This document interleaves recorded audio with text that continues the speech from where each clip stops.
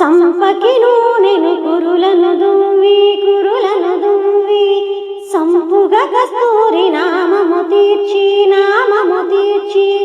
చంపకు వాడి చుక్కను పెట్టి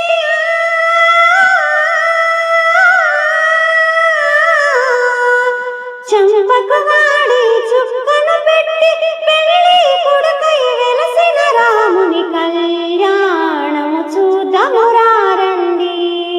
శ్రీ సీతారాముల కళ్యాణము చూద్దాము రండి. జానకి దోసిల కెంపుల బ్రోవై రాముని దోసట నీలపురాసై ఆణి ముత్యములు తలంబ్రాలుగా